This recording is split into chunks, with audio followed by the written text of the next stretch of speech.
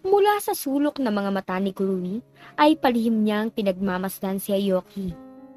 Naroon sila sa library ng villa. Lagpas alas 9 na ng gabi pero hindi pa siya inaantok. Kaya naisipan niyang bumaba upang maghanap ng libro.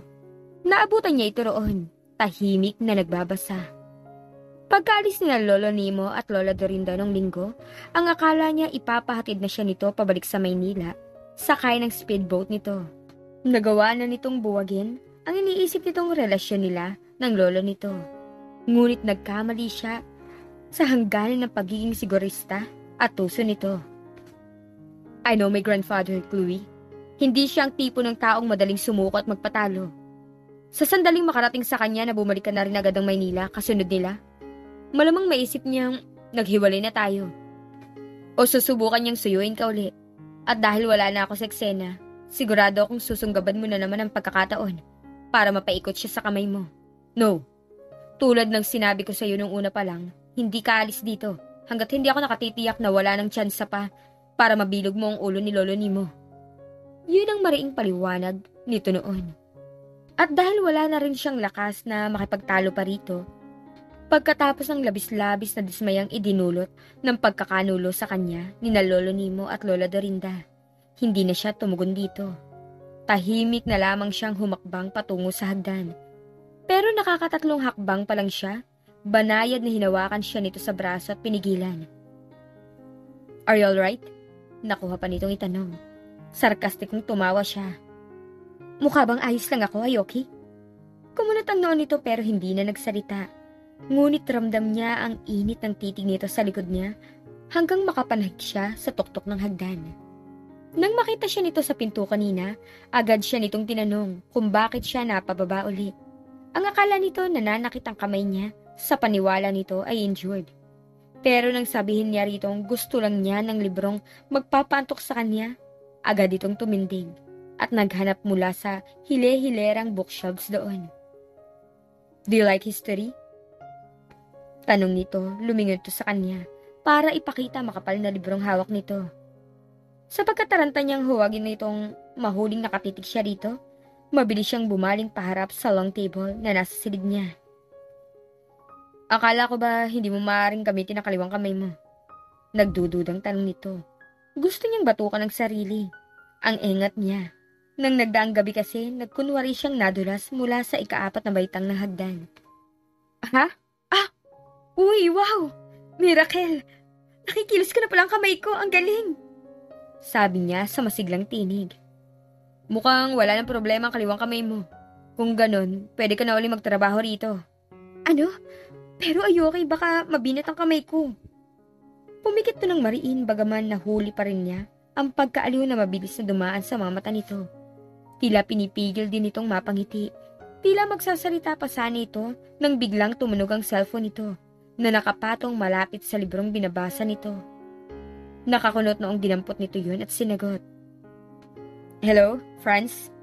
Wika nito sa kabilang linya. Are you sure? I knew it. Masyado maraming inconsistency sa kinikilos nila. May problema ba? Nag-aalalang tanong niya rito. Chloe, wait. Pigil nito sa kanya nang akmang hahakbang na siya patungo sa pinto. Bakit? What? Gusto mo bang maglaro ng chess? Marunong ka ba? Ayos lang kung hindi, tuturuan kita. Sige, pero hindi mo na ako kailangan turuan. Marunong ako mag-chess. Great. Kukunin ko lang ang chessboard. Magkatulong nilang inayos ang chess pieces sa chessboard. Siya ang pinapili nito kung anong kulay gusto niya. Puti siya at itim naman ito. Nakakailang tira pa lang sila nang mapunan niyang imbis na sa laro nakatutok ang atensyon nito, tila naglalakbay yun sa kung saan. 2 beses na kasi niyang nabawasan ang mga opisyal nito. Gayon kung tutusin, napakadali lang naman itong maiiwas sa mga yun kung ginusto nito. Kahit hindi sigurado yun, naikwento noon ni na Lolo Dorinda sa kanya, malalaman niya yun. He was an excellent strategist in all his business dealings. He played with his wealth like they were chess pieces, losing a couple of million like purposely losing a pawn. So, he could win 100 million more. Kaya imposibleng ganun kadali niyang matatalo ito. Aoki, Alam ko mukha kong engot at walang utak, pero hindi mo naman kailangang sadyang ipatalo ang laro dahil nag-aalala ka magmaktol ako kung matatalo ako. Ha? May problema ka ba? Sumandal ito sa inuupuan nito at pinagmasdan siya na tila nais basahin pati pinakatago-tagong sekreto niya. Kung may isang taong nakagawa ng malaking kasalanan sa'yo, ano maaari niyang gawin para mapatawad mo siya? Napakunot noo siya. Let's say a boyfriend or a male somebody that was important to you, did something wrong to you. Ano ang kailangan niyang gawin para mapatawad mo siya? Isang bahagi niya ang piping umaray. Ngayon ay malinaw na sa kanyang sitwasyon. Tila ito mismo ang tinutukoy nitong nagkasala at tila isang babae ang tinutukoy nitong nagawa nito ng kasalanan. Nobya kaya nito yun o dating nobya na nais balikan? Chloe. Kung ako siguro ang babae, basta makita kong sincere sa paghingi ng tawad sa akin ng boyfriend ko, mapapatawad ko. Basta wag lang ibang babae ang dahilan kaya kami nag-away. Ewan ko pero yun talaga ang isang kasalanang hindi ko alam kung mapapatawad ko. Siguro kasi possessive ako. Gusto ko tapat sa akin ang boyfriend ko. I understand. So, a two-timing boyfriend would never have a second chance with you, ha? Mismo. Alright. Say it's not another woman, but something he unthinkingly did that hurt you. Would a man have to give you flowers or jewels or anything for you to accept his apologies? Flowers siguro oo, pero alahas? Ano yun, suhol? No. Ang alahas, pwede lang siguro kung may okasyon pero hindi bilang peace offering. Mas maganda kung dadaanin niya sa mga gawa. Tipong ipagluluto niya ako ng mga paborito kong pagkain. Regular na ihahatid sundo sa recordings at shows ko. Sasamahan ako sa pamamasyal. Basta yung maipapakita niyang nagsisisi siyang nawala ako sa tabi niya dahil sa kasalanan niya. Salamat. Hey! Sinadya mong i-distract ako, madaya. Ibalik mo ang queen ko. Ulit-ulit na ba? Sorry. You should have paid more attention to our game. Hindi pa kita naririnig kumanta. Pwede ko bang marinig kahit isa sa mga kanta mo? Tanong nito. Nabitin sa ere ang hawak niyang rook. Nagulat siya sa out of the blue na request nito. Natatawang napaling siya. Malayo sa mga tipo nito ang mga kantang pinasikat niya. Gusto mo ako marinig na kumanta ng bukas pasok? O mas gusto mo yung manong talong? At magkanton tayo? Napangiwing hinimas nito ang baba. Wala ka bang ibang kanta? Meron naman pero mga kantang yun ang nagpasikat sa akin eh. Kaya super favorites ko mga yun. I see, well, if that's the song you... Sira! Hindi ko kayang kantahin yun sa'yo. Ang totoo, kahit ako kinikilabutan sa lyrics ng mga yun. Sina Mother Ami lang naman talaga may gusto ng mga ganong kanta ang kantahin ko. May gitara ka ba rito? Wala pero magpapabili ako ngayon kay Antonio para maipahatid agad niya rito. Pero gabi na, sa tingin ko sarado na ang mga shop sa Manila. Hindi problema. They know me. Bubuksan nila ang music store sa mall ng isang kakilala ko. Ayoki, pwede namang hintayin mo na lang magbukas ang mall bukas. Iistorbohin mo pa yung mga taong malamang nagpapahinga na sa bahay nila. But, bukas na. Hindi naman emergency yun. Chloe. Sinanyasan niya ito na tumahimik, saka kinausap si Antonio sa kabilang linya. Hello, Antonio, pasensya ka na ha. Namali lang ako ng dial, bye-bye. Sabi niya, saka pinutol na ang tawag at ibinalik ang cellphone kay Yoki.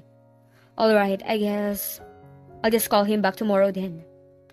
Okay, bukas, kakantahan kita. O kaya mas maganda, bakit hindi tayo mag-bonfire sa tabing dagat? Jamming tayo. Marunong ka bang mag-gitara? No, but I would love to learn how, if you'll teach me. Talaga? Sige, gusto ko yan. Pwede mo rin ba akong turuan? Nang? Lumangoy. Tuwing nakikita ko yung dagat at yung pool sa ibaba, gustong-gusto kong lumusong kaso natatakot ako malunod eh. Of course. Nalimutan ko. Nabanggit mo na nga pala sa akin noon na hindi ka marunong lumangoy. Alright, tuturuan kita how to swim in the morning and then in the late afternoon. Pagkatapos magpapahanda ako ng bonfire sa gabi. Hindi ka uli papasok? Nope. Dito na lang uli ako sa isla. Tugon nito. Marahang napatango lang siya. Bagaman ang puso niya ay nagtatatalon sa tuwa, ibig sabihin buong araw na naman yung makakasama ito. Pakiwari ni Chloe ay nanonood siya ng isang manlalangoy na kasali sa Olympic Games. habang pinagmamasdan niya ang paglangoy ni Aoki sa mas malalim na parte ng dagat. Hindi pa siya ganun kahusay lumangoy kaya hanggang ngayon, hindi siya nito pinapayagang magtungo sa malalim na parte. Ngayon nga mahigpit na siyang binilinan nito na doon lang siya sa parte ng dagat na hanggang tuhod niya ang tubig. Saglitong tumigil sa paglangoy. Napapailing sa pagiging overprotective na kinawayan niya ito. Kumaway rin ito sa kanya sa kamuling sumisid. Halos araw-araw pagkatapos nilang mag-almusal lumalangoy sila sa dagat. Nagagalak siyang isinasama siya nito sa isa sa mga hilig nitong gawin. Tulad din ng pagkagalak niya sa pakikinig nito sa pagtugtog niya ng gitara at pagkanta sa terasa gabi-gabi pagkatapos nila maghapunan. Sa isip niya nabubuo ang isang imahe na mistulang silang mag-asawang matagal ng kasal na hindi pa rin nagsasawang makasama ang isa't isa. At parte ng pagsasama nila ang ibahagi sa isa't isa ang mga kinahihiligan nilang gawin. Nang lumampas na ang 30 segundo, hindi pa rin lumilitaw ang binata. Nagsimula na siyang kabahan. Wala sa isip ang takot para sa sariling kaligtasan na lumusong siya sa tubig at sinikap na kumampay. Patungo sa huling lugar na kinakitaan niya rito. Aoki! Aoki! Nag-aalalang tawag niya rito. Nasa malalim na parte na siya at pilit ikinakampay ang mga kamay nang lumitaw ang ulo nito, 2 dipa mula sa kanya. Chloe, ayos ka lang ba? Kumapit ka sa akin. I told you to stay here. Bakit lumusong ka? Akala ko kasi nalulunod ka na. Kaya lumusong ka para sagipin ako ganon? When you're not even a good swimmer yet. Alam ko namang hayaan kitang malunod, diba? You crazy woman. No one's ever risked their life for me, Chloe. Now, how am I supposed to let you go? You're my only hero. Hindi siya nakatugon dito. Dahil sa totoo lang, kahit siguro habang buhay siyang bihagi nito, hindi siya tututol.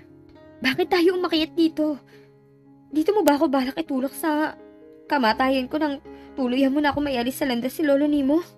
Hinihingal na pabirong tanong ni Chloe kay Aoki. Nang sa wakas, marating nila ang tuktok ng parola. Inilapag niya sa paanan niya ang basket na kinalalagyan ng mga bulaklak na pinitas nito kanina sa hardin. At sa parang na nadaanan nila. Nais daw nitong palagyan ng mga flower vase ang ilang silid sa villa, kaya namimitas daw sila ng mga sariwang bulaklak. Mumultuhin kita hanggang sa mamatay ka sa takot. Oras na itulak mo ako rito. Hindi kita patatahimikin, sumpaman. She said in a half-joking, half-serious manner. Kinakabahan siyang yukuin man lang kung gaano na sila kataas mula sa lupa. Umiiling na sinulyapan lang siya nito. Muli dumaan sa gwapong mukha nito ang ekspresyong nagsasabing hindi nito malaman kung sasakalin siya sa inis o matatawa. Pero paano naman kasing hindi niya maiisip yun, gayong milyong baitang yata ang inakyat nila patungo sa tuktok ng parola. Tila hindi man lang ito pinawisan samantalang siya hingal na hingal. Watch! Hinayon niya ang direksyong tinuro nito. Tila mismong kamay ng Diyos ang liwanag na sumasabog sa karagatan sa sobrang ganda nun. Hindi lang pala sa kalangitan maaaring makita ang bahaghari, maging sa dagat din. Labis siyang namangha sa nakita.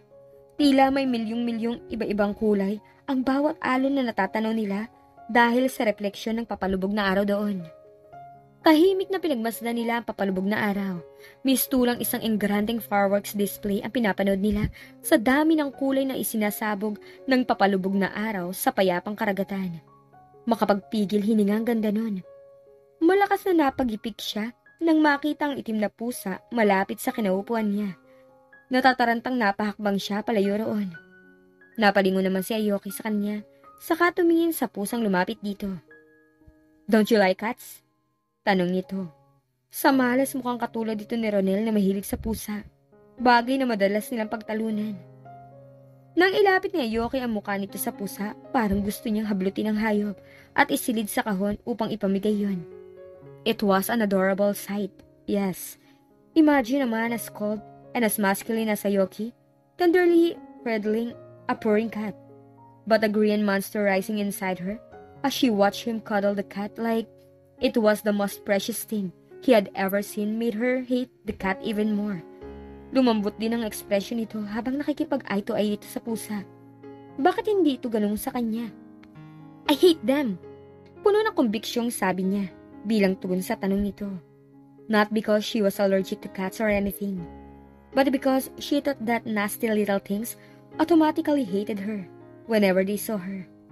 Siguro nahuhulaan ng mga yun na nung bata pa siya, hilig niyang hilahin ang buntot ng alagang pusa ng daddy niya. Aliw na aliw kasi siya kapag ngumingiyaw yun ng malakas. Don't mind her, sweetheart. She doesn't really mean it. Obviously, mahilig ka sa pusa. Ilan ba ang alaga mong pusa sa bahay mo sa Paris? None. Ha? Bakit wala? Because I don't live in Paris. Ismag ang ngiting tugon nito. Nakaarko pa ang mga kilay nito habang sinasalubong ang tingin niya. Ano? Sabi sa na-research ko tungkol sa'yo, may bahay ka sa Paris. Bukod pa sa bahay mo sa London, sa Cornwall, sa Florence at sa... sa bibig talaga nahuhuli ang isda. Akala ko ba hindi ko nag-research tungkol sa akin? Gusto niyang tampalin ang sariling bibig. Kailan ba siya matututo? Well, if you really want to know, in case you really don't know, I don't have any pet. Not in any of my houses in Europe or America. Masyado ako abala sa trabaho ko para maalagaan na maayos ang anumang klase ng domestic pet. But once I'm married, I think I'd like to have at least 5 cats. Yun ay kung gusto rin ng papang-asawa ko mag-alaga ng pusa. Paano kung ayaw pala ng papang-asawa mo sa pusa? Then I won't. Have cats? No. I won't marry her. Matamis ang ngiting tugon nito. Malinaw sa pilyong kislap ng mga mata nito na inaasar at lihim na pinagtatawanan siya nito. Pero wala naman siyang magawa roon. Ang totoo, naaalo din siya kapag umaarte itong ganon. Nitong mga nakalipas na linggo, tila ibang Aoki na ang nakakaharap niya. Para bang sa wakas, ibinabana nito ang malaki at makapal na harang na nakapalibot dito. Tuwing kasama siya. Nababalo na nga yata talaga siya. Paano niya napayagan ang puso niyang makaramdam ng ganong damdamin para dito? Langit at lupa ang layo nila sa isa't isa. Kahit siguro dumoble pa ang haba ng buhay niya sa mundo. Hindi niya kayang kitain sa pagkanta niya ang kahit kalahati ng net worth nito. Ang kotse niya hanggang ngayon hinuhulugan pa niya, while Aoki probably owned a private jet. Aside from the helicopter, he could fly to any part of the world whenever he wanted to. Yung bahay niya, katas din ng walang pahingang pagtatrabaho niya, at tulad ng kotse niya, hindi pa niya tapos bayaran. While he had mansions in almost all of the big cities in Europe. Kung hindi dahil sa swerteng dumating sa kanya nang maging si Chloe Velasco siya, malamang pagtuntong niya ng 40, saka pa lang siya makakabili ng maliit na lupa sa isang ordinaryong subdivision. While Aoki could probably buy his own small country with his tax deductions. Nung una pa lang dapat, yun ang iniisip niya nang hindi na siya nag-ilusyon pa. Hindi na umasa pa o nangarap. Matamang pinagmasda naman ni Aoki ang dalagang nakatingala sa kanya. Did Chloe even realize that she had her heart shining in her eyes? Simpleng t-shirt at kupas na maong lang ang suot nito, ni walang bahid ng makeup sa mukha. Naka-ponytail lang ang buhok nito, walang ayos, walang estilo. Subalit sa mga mata niya, wala nang mas gaganda pang tanawin kaysa rito. Imposible, hindi siya maaaring mahulog dito. Bukod sa malayo ito sa tipo ng babaeng iniisip niyang nababagay para maging kabiyak niya, animo may magnet din ito sa katawan na humahalina sa disgrasya na siyang pinakaayaw niya sa lahat. He wanted the perfect lady to be his wife, someone who would be contented to stay in the background and silently support him in all his decisions. Batid niyang ito ang tipong imposibleng makontentong maging plain housewife lang, na matyagang maghihintay sa anumang atensyong maaari niyang ibigay. She was the kind who would demand his time and presence. Yung tipo na igigiit na makasama niya ito sa decision-making, sa halip na ipaubaya ang lahat sa kanya.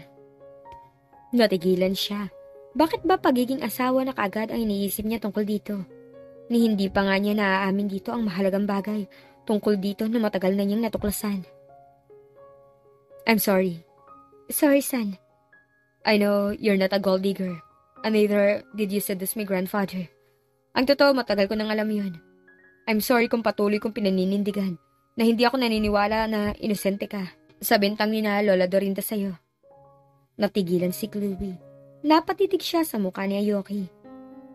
Ibig mong sabihin, naniniwala ka nang hindi ko niloko si Lolo Nimo? na hindi ko siya pinaasa at tinakit. Pero paano? Kailan mo pa nalaman? Nung mismong araw na pumunta sila rito, I called my cousin Franz who used to work in a detective agency. Hiniling ko sa kaniyang kumpirmahin kung totoo nga ang tungkol sa iyo na ibinigay ni Lola Dorinda sa akin.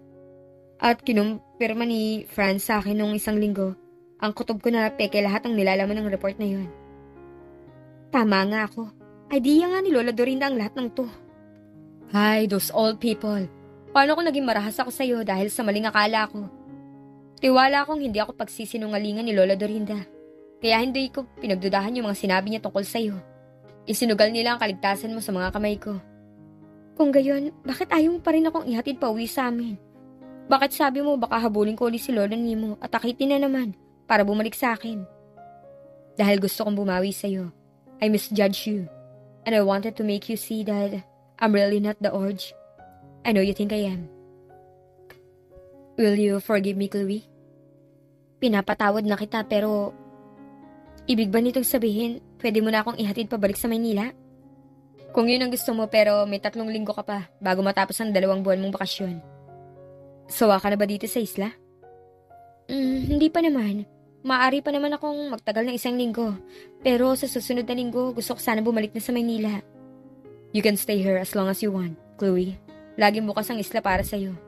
Ano mang oras mong gustuhin, maaari ka magtungo rito. Salamat ha.